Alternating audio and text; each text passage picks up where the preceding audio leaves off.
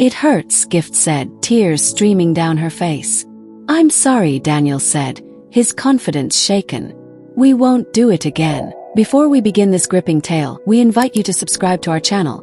Don't forget to like, share this video and comment where you are watching from. Gift sat cross-legged on the living room floor, her eyes glued to the television screen. At just 8 years old, her innocent curiosity often led her to follow Daniel's lead. Daniel, her 16-year-old uncle, sat comfortably on the sofa behind her, remote in hand, as the glow from the screen painted their faces. The scene on the TV was nothing like the cartoons Gift loved to watch. It was loud, fast-paced, and filled with scenes she didn't fully understand. Yet there was something about it that kept her watching. Daniel didn't seem to mind her presence. In fact, he had invited her to sit with him. You see, Gift, Daniel began, his voice low and casual. This is what grown-ups do when they like each other. Gift turned her head slightly to look at him, confused but intrigued. Why are they doing that?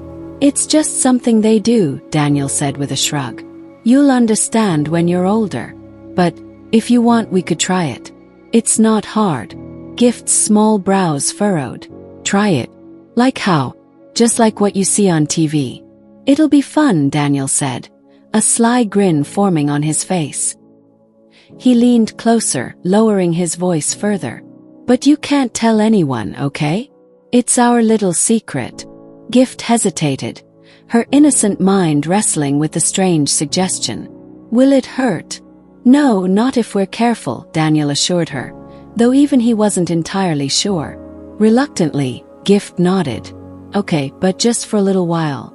What started as a curious suggestion soon escalated into something far more sinister. Daniel's guidance, under the guise of secrecy, left Gift confused and frightened. Their first attempt was clumsy and painful, causing Gift to cry out. She pulled away immediately, tears streaming down her face. It hurts, Daniel, she exclaimed. Daniel froze, guilt flickering across his face. I'm sorry, Gift, he muttered. We won't do it again. I promise. But promises made in the shadows often hold no weight. How did it come to this? Mather had no idea what was happening under her roof. Just weeks earlier, she had celebrated landing her dream job in the banking sector. It was a well-earned opportunity that symbolized years of hard work and sacrifice. The job, however, came with long hours that left her struggling to balance her new responsibilities with her role as a single present parent to her only daughter, Gift. Gift was just 8 years old, too young to spend her afternoons alone after school, and certainly too fragile to face the long, lonely hours before Mather returned each evening. Mather's mind raced with possible solutions, but nothing seemed to fit. One evening, exhausted but determined, Mather picked up her phone and called her husband, Emeka, who was working abroad. Despite their physical distance, Emeka always had a way of grounding her worries.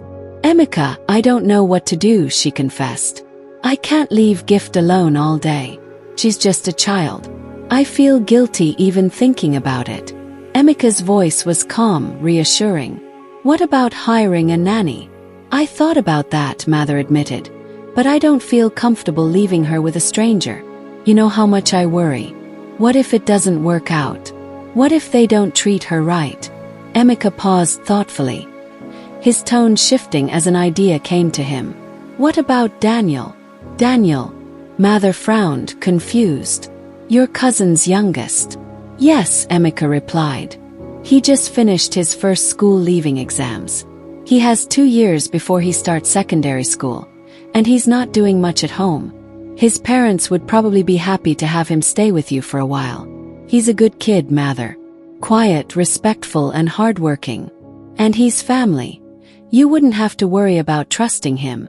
Mather hesitated. She had met Daniel a few times during visits to Emeka's village. He had seemed like a polite and well-mannered boy, but she wasn't sure if he was ready for the responsibility of looking after a young child. Do you really think he can handle it? He's responsible, Emeka assured her. And think about it. Gift will have someone to keep her company, someone she can look up to. It might even be good for her. Mather sighed, still uncertain but willing to give it a chance. "All right," she said eventually. "If you're sure about this, let's give it a try." "But I'm trusting you, Emeka." "I'll call his parents and make the arrangements," Emeka promised. Within a week, Daniel arrived at their home. He carried a small bag over his shoulder and wore the shy smile of a teenager stepping into unfamiliar territory. Gift was thrilled to see him, her natural curiosity immediately drawing her to her older cousin. The two bonded quickly, and for the first few days everything seemed perfect. Mather left for work each morning with newfound peace of mind. She would come home to find the house in order, Gift's homework completed, and Daniel quietly reading or helping Gift with chores. She felt relief washing over her. The arrangement seemed to be working out better than she had hoped, but cracks began to form beneath the surface, ones Mather didn't notice at first. Daniel spent long hours in front of the television, engrossed in programs that weren't appropriate for Gift's age. When Mather walked into the room unexpectedly, he would quickly change the channel, offering a nervous smile. His behavior grew more secretive, and he began retreating to his room when Mather was home, avoiding her questions about how he and Gift were spending their time. Gift, too, began to change. She was quieter than usual, her once cheerful chatter replaced with vague, distracted answers. When Mather asked her about school or her day, Gift would respond curtly, as though she were eager to change the subject. "Are you all right, sweetheart?" Mather asked one evening as she tucked Gift into bed. "You've been so quiet lately. Is something bothering you?" Gift shook her head quickly. "No, Mommy. I'm fine."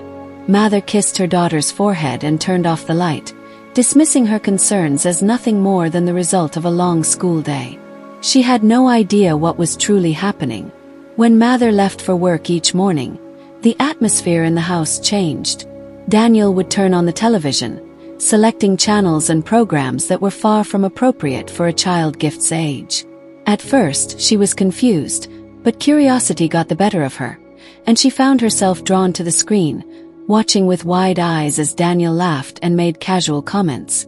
"This is what grown-ups watch, Gift," Daniel said one afternoon, his tone casual as he lounged on the sofa. Gift looked at him, confused. "Why do they watch it?" "Because it's fun," Daniel replied, grinning. "Don't worry. You'll understand when you're older." Gift nodded, her curiosity piqued.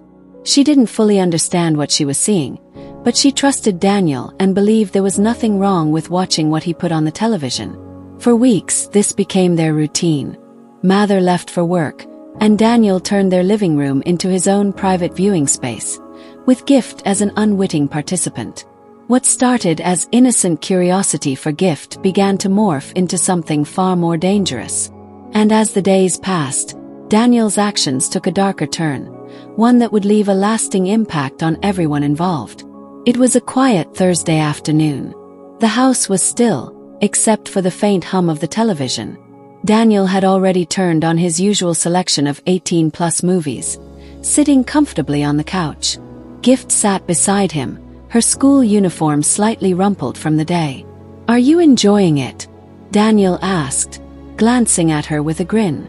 Gift hesitated, her eyes glued to the screen. "It's okay." Daniel laughed, reaching for the remote to adjust the volume. "You'll see. It gets better." As the scenes on the screen grew more explicit, Gift's innocent curiosity began to transform into confusion and unease. She fidgeted in her seat, but Daniel was quick to reassure her. "It's normal, Gift. There's nothing wrong with it. Everyone watches this." Gift nodded hesitantly, trusting Daniel as her older cousin. She didn't fully understand what she was seeing, but she felt too shy to voice her discomfort. Days turned into weeks, and Daniel's influence over Gift deepened. He began to gauge her reactions more closely, testing the boundaries of her innocence. He would pause the television to explain certain scenes, laughing as if it were all a harmless joke. "You know," he said one afternoon, leaning closer to her, "people actually do this in real life. It's not just something you watch." Gift looked at him, her eyes wide. "Really?" "Yeah," Daniel replied with a smirk. "It's fun. You'd like it if you tried it." Gift frowned, her young mind struggling to process his words. How do they do it? Daniel smiled, sensing her curiosity. I could show you, he said casually, his tone almost conspiratorial. But only if you promise to keep it a secret. You can't tell anyone, not even your mom. Gift hesitated. Why can't I tell Mommy? Because grown-ups won't understand, Daniel replied quickly. They'll think it's bad, even though it's not. It'll just be our little secret, okay? After a long pause, Gift nodded slowly. Okay. The first time Daniel tried to act on his words, Gift immediately felt something was wrong. As they imitated what they had seen on the screen, she cried out in pain and pulled away, tears streaming down her face. Shoo, Daniel whispered, his voice frantic. It's okay, Gift. You're fine. Just don't make any noise, okay? But Gift couldn't stop crying. The pain and fear overwhelmed her, and for the first time, she felt the weight of the situation she had been dragged into. Daniel panicked. Look, I didn't mean to hurt you, he said quickly, his voice low and shaky. But you have to stop crying. If your mom hears about this, we'll both get into trouble. You don't want that, do you? Gift shook her head, sniffling. No. Good, Daniel said, trying to reassure her. Just remember, it's our secret. No one else can know. Gift wiped her tears and nodded, her innocence now clouded by confusion and fear. Gift's young heart pounded in her chest every time Daniel spoke to her now. His words about the secret oath haunted her like a shadow she couldn't escape. She didn't fully understand the concept of an oath, but the seriousness in his tone and the intensity of his eyes made her believe every word. We swore, Gift, Daniel had said. If you tell anyone, something terrible will happen to both of us. You don't want that, do you? Those words lingered in her mind, twisting her thoughts and emotions. Gift was just 8, too young to comprehend the intricacies of manipulation, but old enough to feel the weight of fear. She began to associate Daniel's presence with an unshakable unease, yet she couldn't find the courage to speak up. At night, she would sit in her bed, clutching her teddy bear tightly as tears streamed down her cheeks. She wanted to tell her mother to scream and beg for help, but Daniel's warnings rang louder in her ears. If you tell, you'll die. If you tell, I'll die. Gift didn't want anyone to die. Her once vibrant personality began to fade. Gift, who used to fill the house with laughter and questions about the world, grew quieter each day. She avoided Daniel whenever possible, pretending to be engrossed in her homework or rushing to her room whenever he entered the living room. Daniel, on the other hand, seemed unfazed. He carried on as if nothing had happened, even turning on cartoons when Mather was around to keep up appearances. But when Mather left for work, his behavior changed. You can't keep avoiding me, Gift, he said one afternoon when she tried to run to her room after school. I'm not avoiding you, Gift mumbled, keeping her eyes on the floor. Daniel smirked. Good. Remember, this is our secret. No one else needs to know. Gift nodded weakly, her fear silencing her once again. Child's cry for help. Gift sat on the edge of her bed, staring blankly at the wall, her heart heavy with dread. Her mother had come home from work hours ago, and everything had seemed fine at first. But now the house felt colder, emptier. Gift had tried once again to speak up, to tell her mother what had been happening in their home, but the words got stuck in her throat. Every time she thought about what Daniel had done, the fear crept back, suffocating her. And the worst part, her mother didn't seem to care. A few days earlier, Gift had finally gathered enough courage to tell Mather what had been going on. She had walked into the living room, stood in front of her mother, and said it. She doesn't want Daniel around anymore. But instead of listening, Mather had scolded her, berated her for pointing fingers at a family member. She accused Gift of making things up, of not understanding the situation. Why would you think such things about him? Mather had snapped. Daniel's been helping you, looking after you. You should be grateful.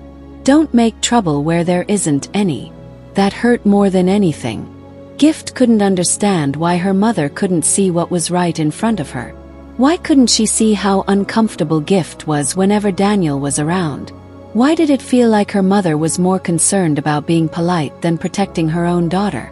Gift had tried to argue, but Mather wasn't having it. He's your cousin, Gift. He's just a boy.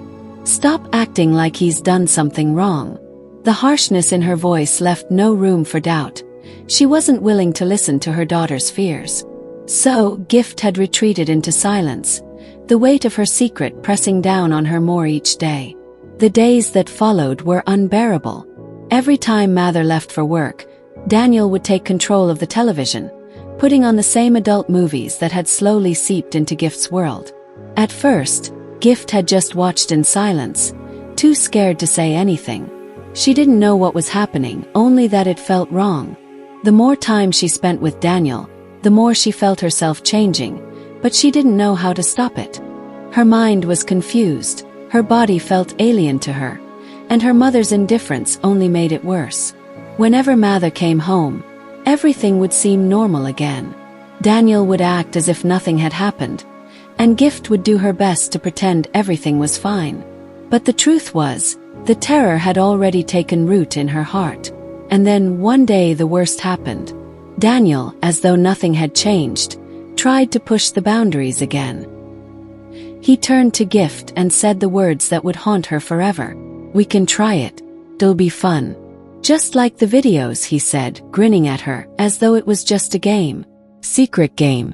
Gift felt a chill run through her. She opened her mouth to protest, to scream, but her throat felt tight, as though the words were locked away. She remembered what Daniel had said the first time. "It's a secret. If you tell, we both die." She had no idea what that meant, but it terrified her beyond measure. "No," Gift whispered, her voice trembling. "I won't do it.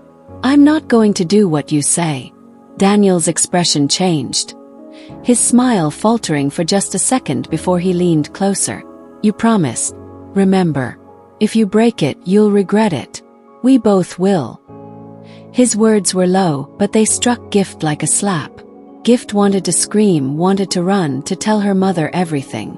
But she knew what would happen. Her mother would accuse her of being a liar again, just like she had before. So instead, she swallowed her fear and nodded quietly. But her mind was a storm of confusion and panic. That evening, as Mather came home from work, she saw Gift sitting at the kitchen table, her face pale and her eyes vacant. She asked her daughter what was wrong, but once again, Gift could barely find the words. Her mother's concern was fleeting. "You've been acting strange lately, Gift. Why can't you just be normal like before?" Gift's stomach twisted. How could she explain what had been happening when her mother wouldn't listen? She couldn't say the words out loud, not when she knew they wouldn't change anything. Days turned into weeks, and Gift's world grew darker. Every time Daniel was around, she felt a pit in her stomach. She wanted to be anywhere but in the house with him. But her mother, busy with her new job, remained oblivious. One afternoon, after a particularly long day at school, Gift finally decided she couldn't take it anymore. She walked up to Mather, who was busy sorting through papers at the dining table, and said, her voice small and fragile, "Please, Mom. Can we send Daniel away? I don't feel safe." Mather looked up, her brow furrowed in irritation. "What is it now, Gift? Why do you keep bringing him up?